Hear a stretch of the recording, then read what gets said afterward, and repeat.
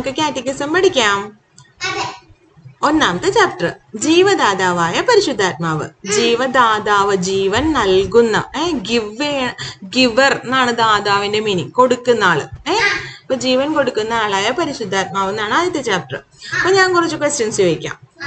നമുക്ക് ജീവൻ പകരുന്നത് ആരാണ്?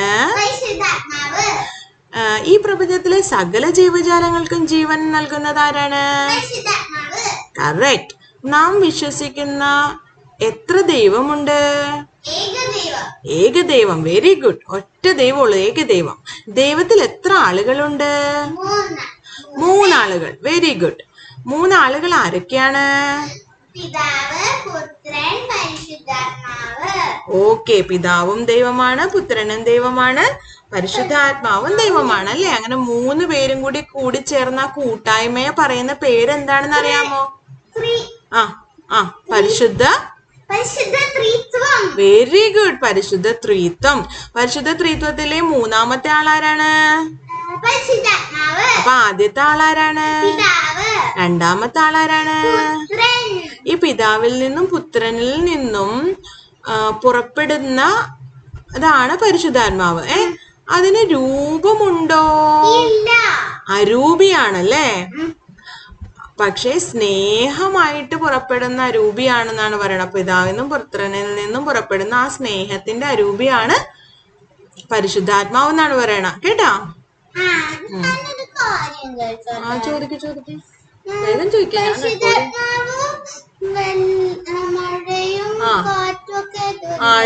കാണപ്പെടുന്ന അടയാളങ്ങളായിട്ട് വരുന്നത് ഇങ്ങനെയാണ്. ശരിയാണ്. കാറ്റായിട്ട് വന്നിട്ടുണ്ട്,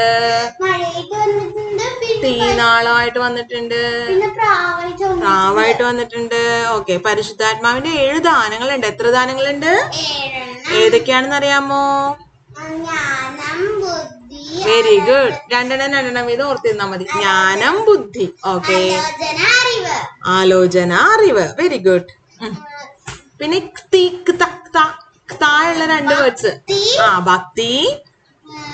അതിന് മുന്നേ ഒരെണ്ണം ഉണ്ടായിരുന്നു. ശക്തി. എന്ത് ശക്തിയാണ്? ആത്മശക്തി. മനസ്സിനൊരു ധൈര്യമില്ലേ? ആത്മശക്തി, ഭക്തി. 2ലും തീ ഉണ്ട് അല്ലെ?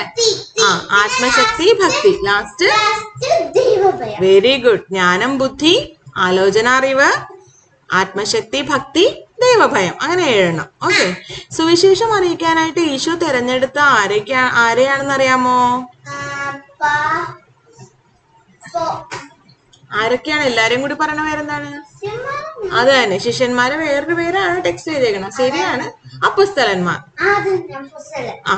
ശിഷ്യന്മാര് തന്നെ, യേശുവിന്റെ ശിഷ്യന്മാര് തന്നെ കേട്ടോ. അതില് അപ്പോസ്തലന്മാരായിട്ട് 12 പേരുണ്ടായിരുന്നേ. വേറെ കുറെ പേർക്കും ഈശോനെ അനുഗമിച്ചിരുന്നു. പക്ഷെ അപ്പോസ്തലന്മാരെന്ന് പറയണ 12 പേരുണ്ടായിരുന്നു അല്ലെ? അവരൊക്കെ സാധാരണക്കാരായിരുന്നേ. അവരൊക്കെ ഇങ്ങനെ അവർക്ക് അത്രയും പഠിപ്പൊന്നും ഉണ്ടായിരുന്നില്ലേ. അവർക്ക് അറിവൊക്കെ കുറവായിരുന്നേ. സാധാരണക്കാരായിരുന്നേ. അവർ മീൻപിടുത്തക്കാരും അങ്ങനെ അധികം വിദ്യാഭ്യാസം ഉള്ളവരൊന്നും ആയിരുന്നില്ല. അത് കാരണം അവർക്ക് മറ്റുള്ളവരുടെ മുമ്പിൽ നിന്ന് സംസാരിക്കാനായിട്ടൊക്കെ അവർക്ക് ധൈര്യം ഉണ്ടായിരുന്നു. പേടിയായിരുന്നു. പക്ഷേ എന്നാണ് അവർക്ക് ദൈവിക ജ്ഞാനമുണ്ടായത്? എന്ത് ദിവസമാണത്?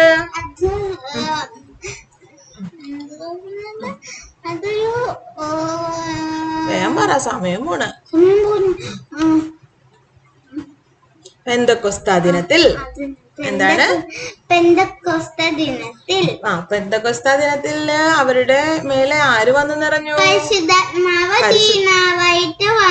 പരിശുദ്ധാത്മാവ് വന്നു നിറഞ്ഞതോടുകൂടി അവർക്ക് എന്തുണ്ടായി? ദൈവിക ജ്ഞാനമുണ്ടായി.